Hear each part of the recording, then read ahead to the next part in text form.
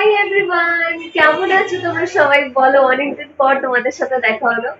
তো I am very sorry, অনেক মাসের গ্যাপ হয়ে গেছে, আমি কোনো রিয়াকশন ভিডিও ঢালতে পারিনি। সব থেকে প্রথমে আমি তোমাদেরকে বলবো যে শুভ সপ্তমী সবাইকে।